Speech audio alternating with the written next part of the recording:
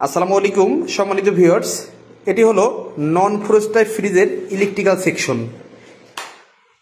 এখানে যেভাবে কাজ করা আছে এইভাবেই নন ফ্রস্টাই ফ্রিজে মূলত ইলেকট্রিক্যাল সিস্টেমের কাজ কমপ্লিট করা থাকে। আমরা একটু লাইন বন্ধ করে আপনাদেরকে ক্লিয়ার করে দেব। এখানে আমি 2 পিন প্লাগের মাধ্যমে সাপ্লাই নিয়েছি। প্রথমে ফেজ এসে থার্মোস্ট্যাটে কানেকশন করেছি।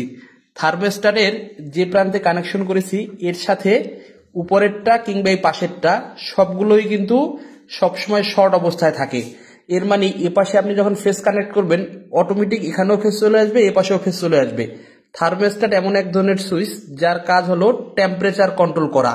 তাপমাত্রার উপরে ডিপেন্ড করেই এই থার্মোস্ট্যাট সুইচটা কাজ করে থাকে। আর থার্মোস্ট্যাট থেকে লাইন বের হয়ে এখানে টাইমার মোটরে ইনপুট হয়েছে। এই টাইমার মোটরে 4টি টার্মিনাল রয়েছে। এর ভিতরে একটি হলো নিউট্রাল, একটি হলো ফেজ, ফেজের সাথে একটা এনসি কন্ডিশনে এবং একটি হলো এনও কন্ডিশনে। এখানে থার্মোস্ট্যাট থেকে লাইন বের হয়ে টাইমারে ফেজ ইনপুট হয়েছে এবং টাইমারের যেটা এনসি কন্ডিশন এগুলো আপনার টেস্ট ল্যাম্প দিয়ে কিংবা আপনি অ্যাবোমিটারের মাধ্যমে চেক করে বের করতে পারবেন। এনসি থেকে লাইন বের হয়ে এদিক থেকে লাইন এসে কম্প্রেসার, যেটা আমি ল্যাম্পের মাধ্যমে দেখিয়েছি, কম্প্রেসারের লাইন ইনপুট হয়েছে। কম্প্রেসারের লাইন হওয়ার আগে এদিকে পিটিসি রিলে থাকবে এবং এর নিচে পাথর রিলে থাকবে। আর এপাশে যখন আপনার এই টাইমার এই এনসি কন্ডিশনকে অর্থাৎ এই কুলিং ওভারলোড যখন সিগন্যাল দিবে, যখন পর্যাপ্ত ঠান্ডা হয়ে যাবে তখন কিন্তু আপনার এই কম্প্রেসারের এই সাইডটা লাইন বন্ধ হয়ে যাবে। অর্থাৎ এনসি রে নর্মালি ওপেন করে তখন এই লাইনটাকে এনসি করে দেবে। তখন এই ফিউজ, ওভারলোড এবং এই হিটারের লাইন চলে যাবে।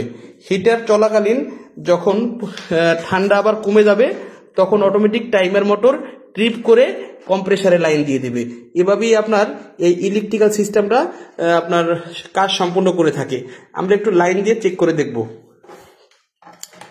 এই লাইন দিলাম, এখন কিন্তু আপনার বাতি জ্বলে গেছে, অর্থাৎ ফ্রিজের দরজা খোলা আছে।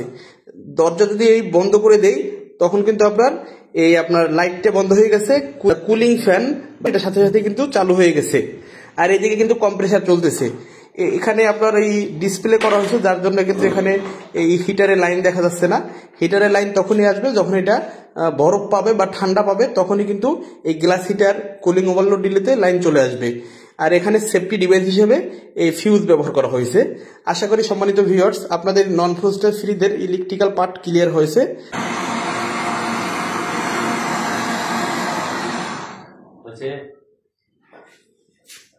লাগছে পেশে এই পাশটা ভালো দেয় কিন্তু এই সিটের থেকে ওই নিচটা ভালো দেয় কিন্তু না। আচ্ছা একটু ঠান্ডা করা লাগে, ঠান্ডা করে তুমি ছোট বালতিতে একটু পানি নিয়ে দাও, ওই সাইডে রাখো।